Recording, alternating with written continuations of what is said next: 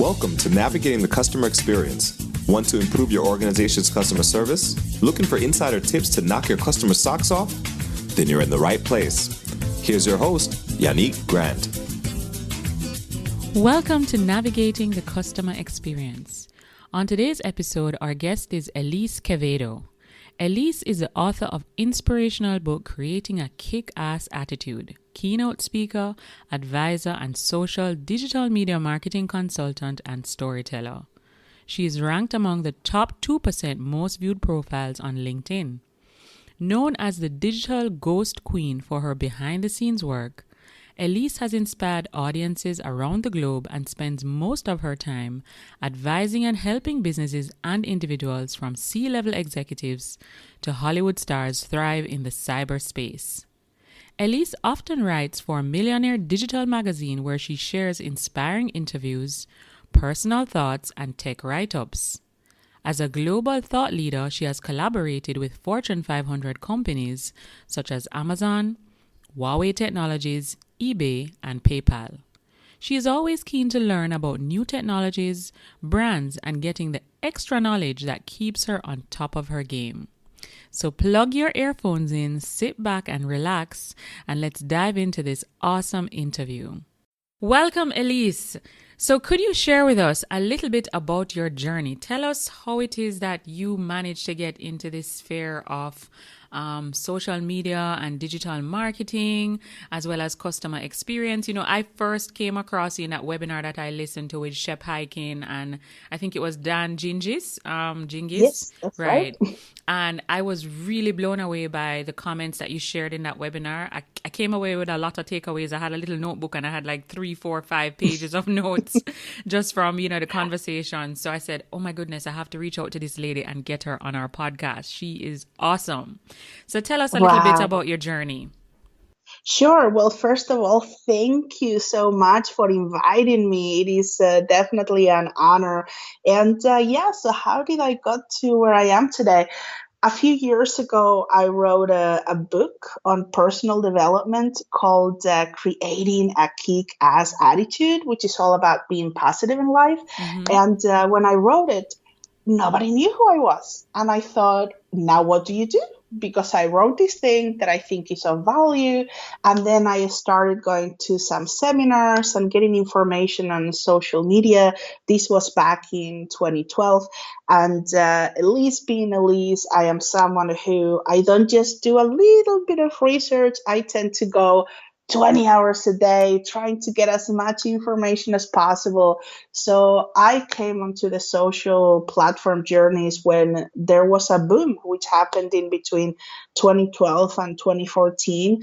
So by the time 2013 came, I started traveling the world and talking about social platforms. And from there, people started giving me nicknames like, Twitter girl and Twitter queen, and then the digital ghost queen, because I am not always in front of the camera. Sometimes I do a lot behind the scenes for companies or individuals that people don't know about. So I started doing that, and that is also how I got into the customer service. Before jumping onto the online world, I was working in network marketing, normal 9-to-5 job, which is what most people do that, are young people. I worked in an airport where I got to experience a lot of what it was to offer good customer service. So put that together with the online world, and I managed to be able to give value such as the webinar where we met, which is how I am now able to give a few insights to you. And that's pretty much the short version of my journey. Where is your book available? Is it available on Amazon? Yes, it is actually available on Amazon.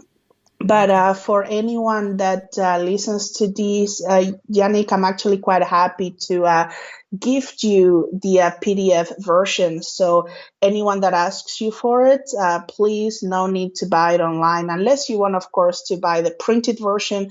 But if you want the online one, for just as a thank you for having me on your show today, I will give you a copy. Great. Thank you so for much. That would be an everybody. excellent resource. We'll definitely put that in No problem. make it accessible to viewers or listeners of the episode for sure. Sure. Thank you. We really appreciate that. You're welcome. So, Elise, a big part of this, everybody's impacted by COVID-19 and this pandemic. And, Yes. before we started recording, you mentioned to me that you've been stuck in Spain because of your mom. Mhm. And Yeah. everybody has to be doing things digitally. You spoke a lot about digital transformation in that webinar. And I Oh, just love if you yes. could bring some of that loveliness that you shared with the webinar to our Wow. audience. Sure. It is true. I mean, digital transformation, especially for customer service, now needs more automated processes to be able to scale the business.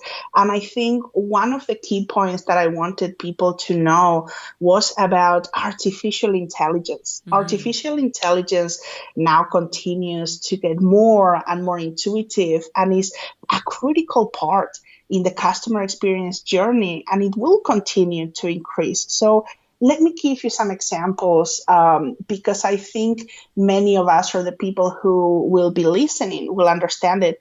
Think about any cell phone company, whether it's Vodafone or T-Mobile or even an airline, because now we're going to start traveling again very soon. And we've all been there where we needed to complain about something or we've had a problem and then we jumped on an online chat and, as a customer service option instead of calling and being stuck for like 20 minutes on the phone. In the past, we always had the same two sentences. For example, like, you are number X in the queue, or we apologize for the wait. A customer representative will be with you soon. Right? Remember when that was the only Yes, options? it was so And annoying. right, it was always the same. Every minute you will get the same sentence over and over again. And eventually we would hang up and try to call again. This was, of course, the old school way. But now that experience has improved thanks to real-time engagement provided by artificial intelligence power services. Think about it. Whilst we wait, we now get encouraged to ask more detailed questions about our challenge, and then the virtual assistants or the chatbots are searching their gazillion bits of information in their systems, and they provide potential links to the solutions that might help us instead of waiting to talk to a customer service representative. And this is now being accelerated in many companies because it saves many of us having to talk to an agent, because sometimes a lot of our queries can actually be solved by artificial intelligence. This is where digital transformation comes in, because they are now creating predictive personalization, because the more we shop online, the more that artificial intelligence can predict our behavior of how we shop, how we interact, which means that it can help businesses create experiences that make customers feel like their brand experience was tailored for them. Yeah. We're talking about a world now where, especially what we mentioned during COVID-19, we have become restless. We don't want to wait. People want this fast service that, hey, I ask you a question, I expect an answer straight away. So digital now is playing a huge part. Also, social media. If we think about customer service now versus 10 years ago, for example, many brands are offering not just automated tools, but hey, a customer service through Twitter or through Instagram or through LinkedIn, because now we are so accustomed to jumping on these platforms versus calling a customer service number or emailing customer service. So digital transformation, it is a huge part of this customer service and customer experience that we're experiencing now, and we will in the future. Brilliant. So, Elise, in the longer, you sent me 2 copies of your bio, your long bio Oh, version and your short bio. But in the oh long yes. one, there was a particular sentence that really caught my eye. It said, that's why Uh, she created the SMEQ, Social Media Emotional ah, Quotient, which is the art and influence of creating, attracting, and building better business relationships through digital media. So could you explain to us what this social media emotional quotient is? Is it connected to like emotional intelligence?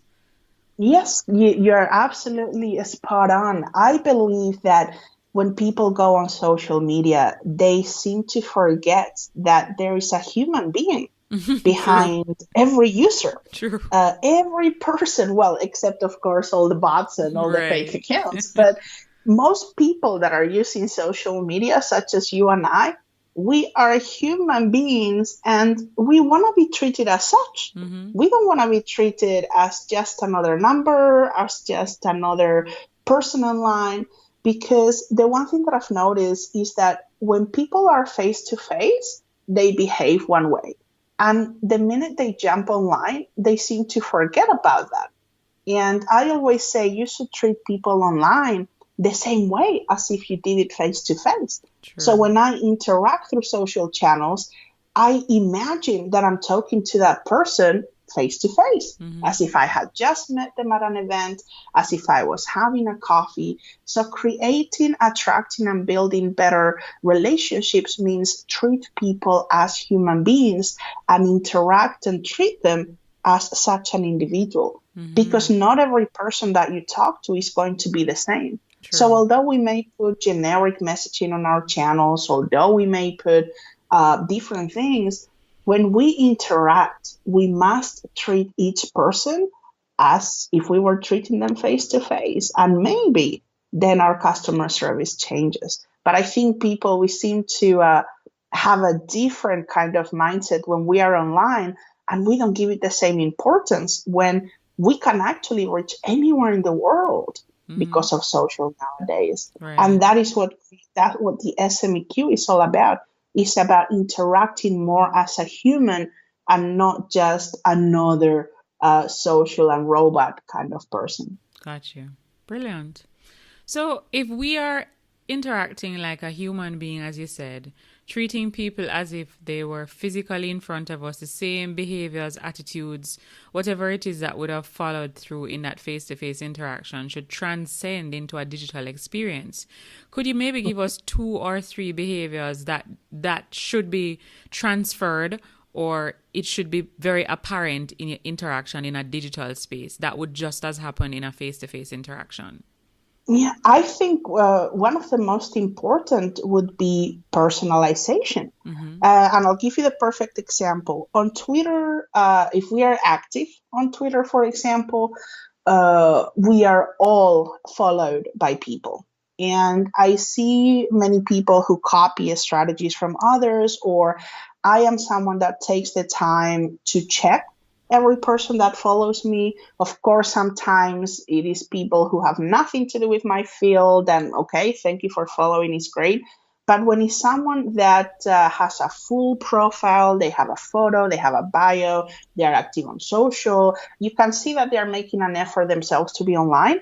I always say thank you, but with a personal message, meaning number one, I check the name of that person, which means I have to click on their profile and see what their name is. And I will, based on their location, no matter where I am, then I wish them either a good day, a good morning, or a good evening, Mm-hmm. depending on where they are, based on, again, what they say on the bio. If it says America and I'm, for example, in Europe, and that specific time is morning for them, I will say good morning.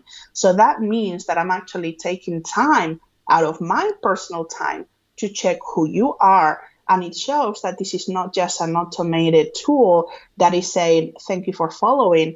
Like I see many people, I will say, thank you for following me, X name, have a great morning or have a great evening. Or sometimes I check their links, I check their latest posts, I will have a quick look. So I make it personalized. That automatically is what you would do face to face. Oh, hey, you've met someone and somebody introduces you. You call them by their name. And if it is morning, you wish them a good morning. If it's evening, you wish them a good evening. So you can transcend that from face to face to online and interacting the same way. If you were talking to someone over the phone or you were at an event face to face, how do you normally interact with people? What questions do you ask them when you are meeting somebody new? You can easily do that through your social channels. It is always about putting ourselves in the customer's shoes as well. How do you want to be treated?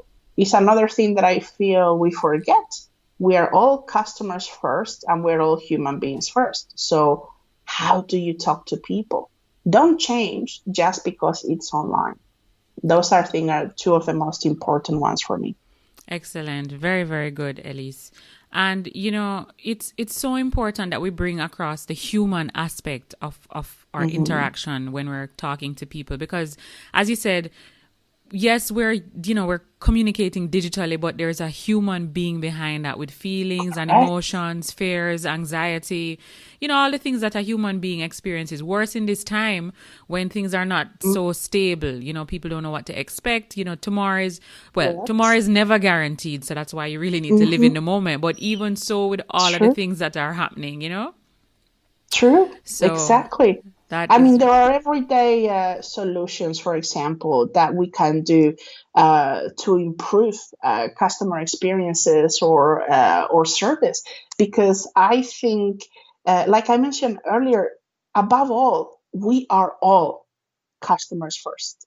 So ask yourself, would I be happy with the customer service that I am providing to others? Right. And if the answer is no, then rethink, what are you doing? And we could probably talk hours on this, so I'll give you a couple of pointers.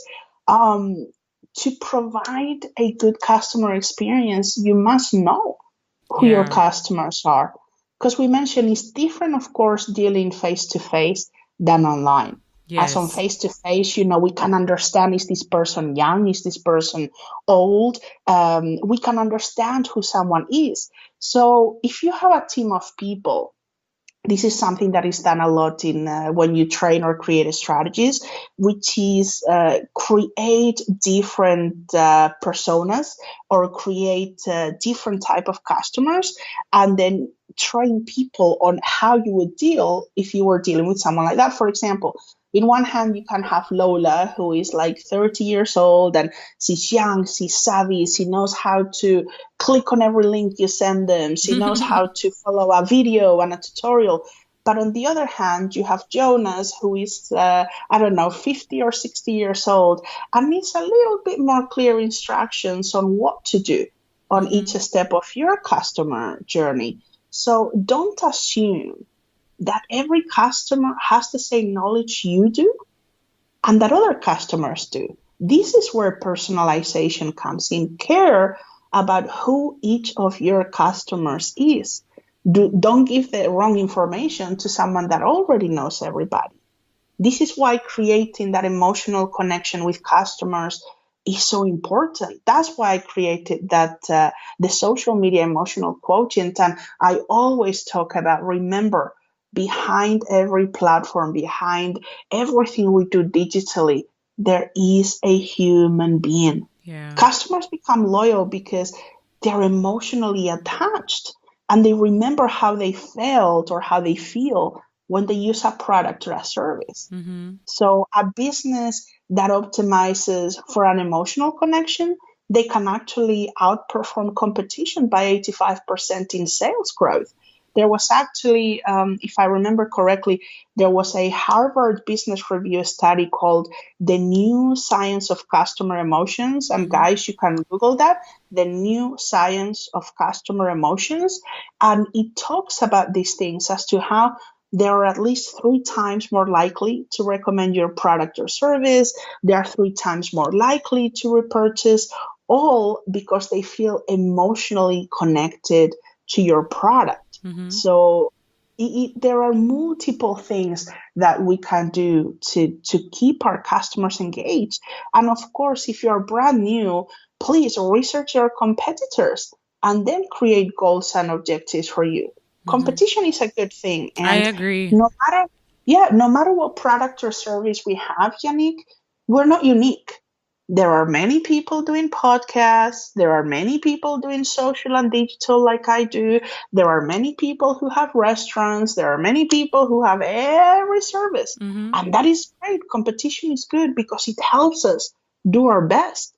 So get inspired by those that are in the same industry as you, and then look back at what you're doing and improve in the areas you feel you're lacking. I Mm-hmm. always think, when I was very young, somebody taught me one thing. On the left, we have people that always look up to us and they go, oh, wow, I wish I was like Elise or like Yannick. Mm-hmm. And then us two, we're always looking to someone on our right that we go, oh, wow, I wish I was like X and Y. Because no matter where we are in life, I remember one of my former mentors, Jim Rohn, always taught me, you will never stop learning until the day you die. And Yeah. if you say you know everything, then I'm sorry, but that's just too egotistical. Nobody Knows knows everything everything. in life. Agreed. That's just one of the keys: to stay humble, have integrity, and keep on learning. Mm-hmm. Because no matter what we do, there is always someone on our left and there is always someone on our right. Yeah, agreed, agreed.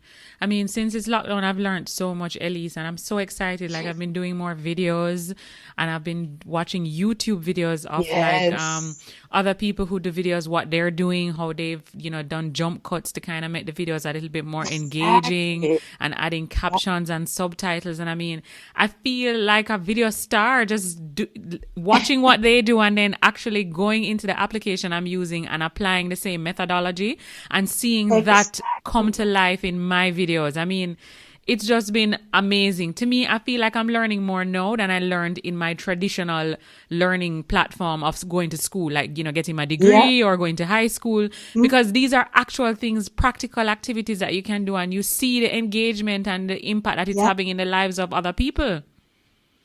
I know, and I agree completely because back in the day, nobody taught us any of these. Plus, No, back in the day, the jobs that we're doing now didn't even exist. That's exactly. another part of it. And right now, there are gonna be jobs in 20 years that we don't even know they exist as yet. Agreed. So, with the power of social and YouTube and Vimeo and all these platforms, you can learn anything. You don't even have to have a mentor if you can afford one. Just go on social media, go on YouTube, go on Google, and click what do you want to learn, and then you will get excited. And the key of all is to always keep on doing stuff for yourself. Back Yeah. in the day, we used to have this little joke of all these people that will keep on buying personal development books, and instead of self development, they were called shelf development because they kept buying lots and lots, but they never actioned anything. Mm-hmm. And I think this is the difference. It's okay to watch videos and to get inspired by others as long as you take action Yeah. on your own goals and dreams. True. Because if you don't do that, you're helping somebody else get more popular. And that's part of the key. Either talk, talk, talk, or talk, talk, talk, and walk the walk. Yeah. There's a big difference. Big, Agreed. big, big difference. Agreed. Agreed. So, Elise, can you share with us, how do you stay motivated every day? Oof. For me, it's all about having the right attitude. Like I mentioned, nearly a decade ago, I wrote that book, Creating a Kick-Ass Attitude, and there are still many tips from there that I use on a daily basis. And it's all about around being positive and never letting anything bring you down as an individual. For example, before I get out of bed every day, I look up to the ceiling and I remind myself of three things that I am thankful for. And these three things are not material. Mm-hmm. So, for example, it could be my health, being alive, having a roof over my head, having had a great meal with a friend that week, or a great call, anything that has meaning and reminds me of what life is all about. And before I go to bed, no matter how good or a bad day I may have had, I also do a grateful moment for something that has happened to me on that day. I'm a very big believer that everything in life is either a blessing or a life lesson. And I now get to do what I love. So for me, staying motivated is easy, but it took a while to get there. So I think the key is that we should all aim to do something that we're good at and that we're passionate about. Because when you do that, then you don't really consider it work. If you find it hard to be motivated, for example, I used to do this in the past. You could write your thoughts on a personal journal or just like a big piece of paper, like an A4, and then read it back to you the next day and find out what it is that is making you frustrated. Taking a time out of the day is also very important for me. I spend a lot of time on my laptop and my cell phones, for example, since I'm a digital nomad. Right. So I have reminders throughout the day to stop, to close down my technology, and to look up to the sky, to go for a little walk, or to simply listen to maybe one song that I really like. And I also have mantras and some of my favorite quotes laying around, so that I always have something positive to look at. And one of the things that many people find silly, but it's actually to keep hydrated. You will be surprised at the effect of what not drinking enough water on the day can do to your body and your mind. True. So those are some of the things that I personally do. And sleep. Sleep is very important. To me, I will contradict you there, because anyone that knows me, I don't know why for the last few years, I'm a little bit like Thomas Edison. I sleep in between 3 and 5 hours a night, and then I will have a little cat nap during the day sometimes. I don't sleep as much as the normal person, but Yannick is right. Normally, sleep is good. Well, maybe if you're getting most of the research that I've done says you should be getting between 7 to 9 hours of sleep. But if you're getting 5 at an average per night, but then you're capturing the difference in a day cat nap, then maybe you should be good. I did research on that because I thought it was weird that I was okay after 3-4 hours sometimes. Other times, yes, I will sleep a full 8 or 9. And then I came across this little research on how there were people such as Thomas Edison, Albert Einstein, and some of the great minds who didn't sleep the average pattern. So I think a lot of people will say, you cannot say that, Elise, because you're meant to sleep 7 to 10 hours. But hey, that is my personal story, and I'm not telling anyone to do the same. I'm just sharing my unique story. Agreed.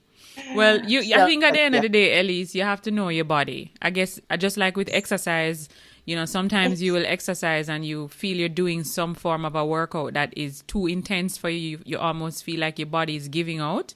So you know when it's your limit and you have to stop. I think with sleep, it's the same thing. If you rest and then the next morning you wake up, you don't feel like you are fully rested or you have the energy, then you probably need to look into your sleep pattern, or maybe it could be dietary requirements. Maybe you need to change up what you're eating. Or as you said, maybe we need to be drinking more water, because I think all of these things work together to ensure that you have, you feel energetic and you don't feel lethargic and tired, and it's almost like you have to be pulling yourself through the day to get the activities done. So you have to know your body. Everybody is different, for sure. Exactly. I stopped asking myself many questions, and it comes from the same mentor I had back in the late 90s, which was Jim Rohn. And there were many questions that he would say, some things are a mystery. He goes, stop asking. The same with the sleep. He goes like, your body knows when enough is enough. Exactly. Don't query it. One day you will need 4 hours, another 7, another 6. If you feel okay and your body and mind feel okay, get up who is anybody else to tell you to go back to sleep? That I definitely agree with. That's kind of what I took for myself, and I continue to do that to this day. I get fueled by energy. Good conversations fuel me. I've had conversations with friends where we're up until 2 or 3 in the morning, and then I go, oh no, but I'm supposed to be sleeping. And then an hour later, I'm like, oh, well, it's already 4. I can sleep tonight. And then my body just completely goes on to the next day, and people go, Elise, Are you not tired? And I'm thinking, but yesterday's sleep already went, so I will sleep later because but it's something that I've trained my body to do because yes, I get fueled by energy a lot. And unless you understand how that works, many people think, Elise, you're just crazy. It's like, that's just not normal. Who are we to say what's normal and what's not? Agreed. So again, if it feels right for you, please don't listen to anybody else. We are the best listeners to who we are, and that's all we can do. Super. Now, Elise, can you share with us what's the one online resource, tool, website, or app that you absolutely cannot live without in your business? Man, for me, I cannot name one, but I have to say social media platforms and all of them. I would be lost without them because for me, they are the tools that help me express who I am, and they allow me to share my thoughts and insights freely and at any time without any constrictions. I get to be me no matter what anyone else says. And yeah, so that will be the resource that if all platforms went down, oh, please throw me out. Is there anyone you prefer, like across LinkedIn, Instagram, Snapchat, yeah, for TikTok? sure. For me, I would say in the order of preference, because I started with Twitter. Twitter will always have a very close. It will always be very close to my heart. But I'm actively on Twitter and LinkedIn as my main two business platforms. Instagram is more for social, so I will share when I'm traveling and motivational quotes. And I also use WeChat and Facebook. Snapchat and TikTok, not so much. I didn't get onto them for business, and when it comes to social, I don't focus so much on personal sharing. It tends to be all, because for me they're both together. Then I focus on the platforms where I can do both business and personal. So I would say Twitter, LinkedIn, equally followed by Instagram, Facebook, WeChat. Gotcha. All right. Can you share with us maybe one or two books that either you've read in the past or even recently that have had a really big impact on you? Sure. This is, I love this question because I think there are so many books out there that people get inspired by. But I would say Think and Grow Rich by Napoleon Hill was one of the first ever books I read in the late 90s. War and Peace by Leo Tolstoy. That's an incredible book. The Art of War, for anyone who dares read the book, by Sun Tzu. It's a book that I would recommend to everybody. It has so many teachings from the military, but in an inspirational way. And one more, which is How to Win Friends and Influence People by Dale Carnegie. Yeah. Yes. I have it right here beside me. Yes. These are books that I don't read just once. I will probably read them once a year. Because they're great and I use them as references all the time.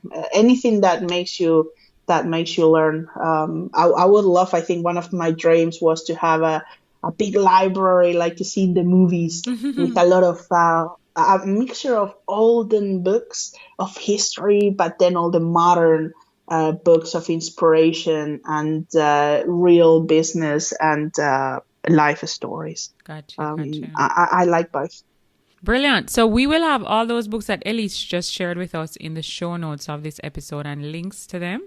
If it is that you have not had the opportunity to engage in any of these books. And as Elise said, now is the time to be filling your mind, your body and your soul with all of the positive, enlightening, information that can help you to be more productive, that can help you to be more innovative, and that can definitely help you to grow on a personal and a professional level.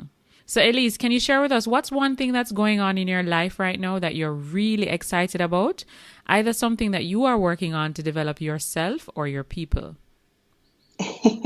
This one is hard to answer, Yannick, because I think if you've noticed, I get excited about pretty much everything that I do.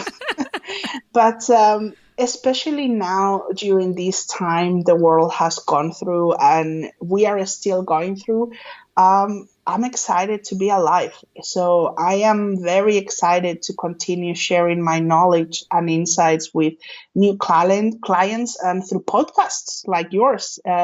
Because if one person gets a little bit motivated based on something that I've shared, then my job is done. So I am eager to continue doing this and getting back on a stage face to face, although I have loved doing Zoom videos, and Zoom has become my best friend over the last few months. I am excited to get back on the real face to face kind of events where you can also interact and see people's expressions, which of course is very different. I grew up without technology until I was 19 years old. So I'm one of those people that can appreciate both the new reality, our new world of digital. But no matter what, there is nothing like a face-to-face meeting and being able to see someone's excitement, or when somebody says thank you, it is not the same when it's face-to-face as when it is online. So I think that is what I'm really excited about. I've been invited to a few events already in Turkey and in Spain. So those are the first two that I'm looking forward to the most, as long as, of course, Corona and COVID allows us to have these events over the next few months. And I am releasing a new edition of Creating a Kick-Ass Attitude this summer. So I am very excited to be doing that. All right, excellent. So we'll have the Genesis version, and then we're going to be able to have the updated one. So we're definitely, I'm sure the listeners are going to want to connect with you and be following what you're doing, so that when you do release the book, they can be one of the first people to know.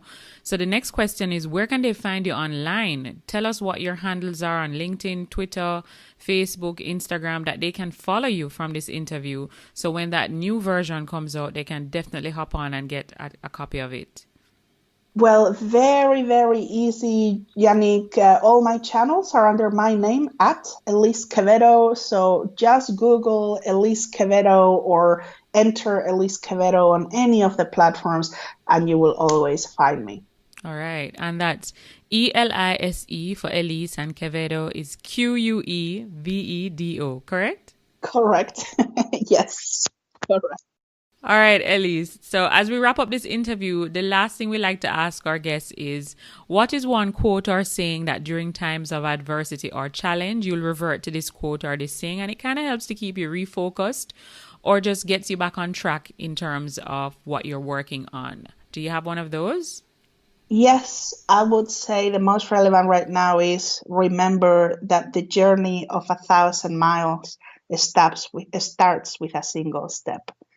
I believe that everybody is we're in a time of uncertainty. People don't know how to continue or how to restart. So remember, everything begins with that one single step, one step at a time. That's all we have to do. All right. Excellent. So we just need to start. Just take that one step. And I think sometimes people get crippled by fear. They think about all of the things that they don't have and how are they going to get it done. But I mean, as you said, you take one step and it may not be perfect, but then you go again and you take another step. You know, it's funny. I interviewed a young lady. She's on LinkedIn as well. Her name is Sherjo, and she's a social corporate media trainer. And she was the first Facebook Live that I was ever doing in my life. So I've been podcasting for 4 years now. So I think I'm pretty much, really good at podcasting. But video, thank you. But video is a little bit different because, with a podcast, I can drop it into a editing software, and I can add some music and, of course, jazz it up. I can cut out stuff that maybe errors I would have made. But with live, that's it. There's no editing. There's no cutting out. It's just live and direct at that moment in time. And I was very fearful to take that first step. And she said something to me that was so powerful. She said, Yannick, the first thing you need to do is start, because you'll realize that by your 10th episode in, you are so much better at episode 10 than you were at episode 1. And all it took was just for you to start. And when I think about my first podcast episode, May 24, 2016, and how I was then to how I am now, I really feel like I've come a very far way. I'm so much more comfortable doing it. And you're right. You just need to take that first step. So I recommend anybody listening to this podcast, if there's anything out there that you are fearful of doing, as Elise said, just take that first step. Simply start. Remember when we were kids, just because we fell the first time we wanted to walk or were trying to ride a bike, we didn't stop. We kept on going. But the older we get, the harder it is to start and the more fear we get. There is a very thin line. I was talking about this with someone the other day. The same thing that makes us have fear is a similar feeling to the adrenaline of adventure and wanting to do things. So sometimes the same adrenaline that makes us go, yes, let's do this, is the same that then deviates to us fear that goes, I want to, but no, let me go back. So all you need to do is just have faith and remember, it's not about how many times you fail, it's about how many times you get up. Yeah. So keep on going, take one step at a time. And remember, every of the great people out there, anyone that has done something great, everybody started at zero. Yeah. Nobody ever woke up and became Yannick and had a podcast that was amazing, or nobody got up and was Tony Robbins from day one, or Richard Branson or Warren Buffett. It was a journey. And we just need to, yes, if you believe in your product, if you believe on who you are, then you will always keep going. There is one more thing that I'm going to share, if you don't mind, Yannick. And I can't remember if I shared it last time on the webinar, but I like to talk to people about the magic that we all have. I always say that on one side, you have the magic of your product or the idea that you have. And on the other side, you have the magic of you. Yeah. The magic of what you have inside of your mind, because nobody else, I'm talking about the knowledge that you have, the passion for your product, your idea, the story, how you started. You know yourself and your idea or product inside and out. There is no one better to explain it than you. Yeah. Hence the importance of sharing what you're passionate about. We are all unique human beings, and we should focus on what we can do best, not our flaws or our fear, because nobody's perfect. It is always about how we react. So if you believe in yourself, then the right people will too. There are 7.7 billion people on this planet. It is not about being liked by everybody or everybody buying our product. It's just that the right ones who get who we are, then they will be around us. So that's it. Find the magic inside of you. What's your magic? What is your personal gift? Figure that out, and that will always drive you forwards, no matter how many times you fall. Yeah. Brilliant. All right. We got so many amazing and fantastic nuggets from this conversation with you, Elise. I mean, really and truly inspirational. You really lived up to everything that I read in your bio. And I mean, I learned a lot from it. So I'm sure our audience and our listeners will gain as much or even more insight than I gained from it. So thank you. Thank you so much for taking time out of your very busy schedule to just sit with us for this time and share with us a little bit about your journey and what we can all be doing to enhance our experiences and just bring out our magic in the experiences that we have with each other.